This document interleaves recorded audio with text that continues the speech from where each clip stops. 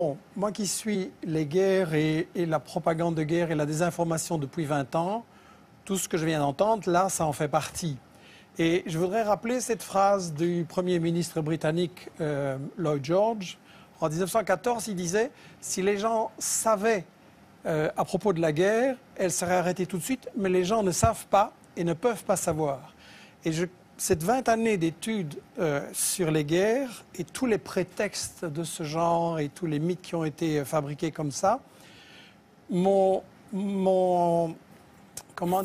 amené à penser qu'il est très important que les gens qui nous regardent et qui nous écoutent réfléchissent que dans chaque guerre, on applique ce que j'ai intitulé les principes de la propagande de guerre. On ne peut pas évidemment dire qu'on fait la guerre pour le pétrole, pour le gaz, pour le fric, etc. Donc, il faut travailler l'opinion publique. Premièrement, en cachant les intérêts. Et je m'excuse, la question de la Syrie, c'est très simple.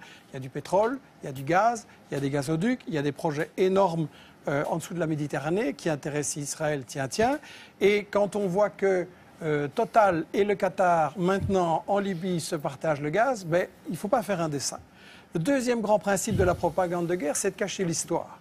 Et la France se pose en donneuse de... Enfin, la France d'en haut se pose en donneuse de leçons. Il ne faudrait quand même pas oublier que le colonialisme français a bombardé les Syriens en 1945 pour les empêcher d'acquérir leur indépendance, a pratiqué et organisé la division de la Syrie, notamment sur des bases religieuses, et puis que toute l'histoire de la Syrie, depuis qu'elle a résisté à Israël, ça a été le travail des États-Unis et d'Israël pour affaiblir et briser la Syrie.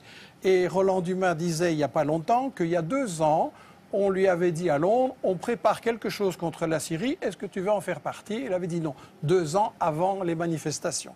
Le troisième grand principe de la propagande de guerre, c'est qu'il faut absolument, quand on a décidé d'attaquer pour le pétrole, le gaz ou le fric, il faut absolument diaboliser l'adversaire.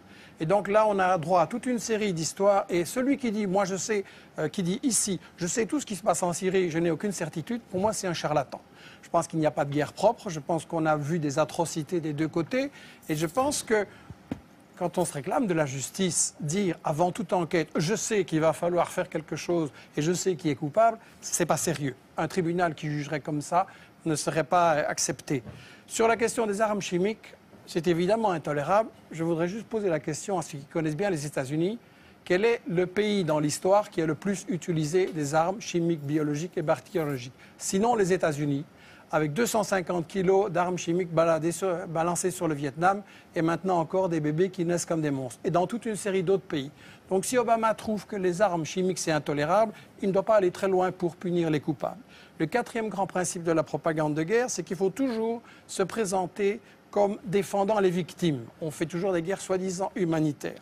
Mais là, la mèche a été vendue hier ou avant-hier, je ne sais plus, par Bernard Kouchner, qui est un pro-interventionniste, et qui a dit devant une télé française, bien sûr que le but c'est de renverser Bachar el-Assad, mais il faut un habillage diplomatique. Ça veut dire qu'on n'est pas là pour défendre les Syriens, parce qu'en réalité c'est une guerre qui a été provoquée par les États-Unis et leurs alliés dès le départ, comme Roland Dumas l'a dit. On n'est pas là pour protéger les victimes et pour les empêcher. Au contraire, on veut qu'il y en ait plus pour avoir un prétexte d'intervenir. Et je tiens à rectifier les mensonges qui ont été dits.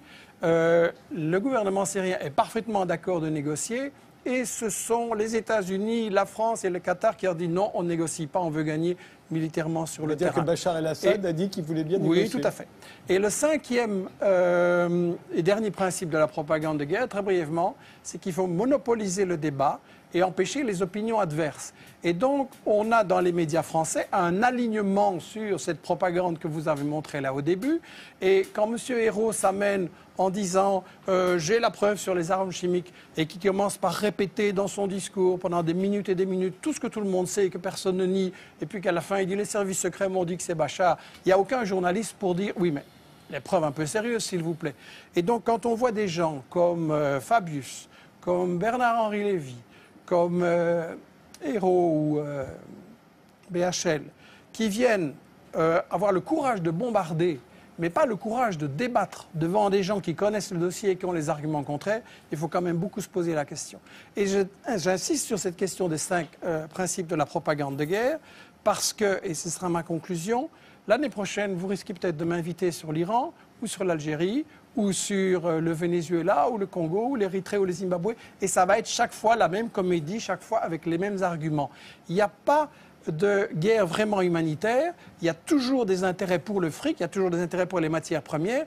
Et il est temps quand même qu'on se dise, si on veut une humanité solidaire et mettre fin aux guerres, il faut voir qui provoque ces guerres. Frédéric Ancel. Je pense qu'il y a des guerres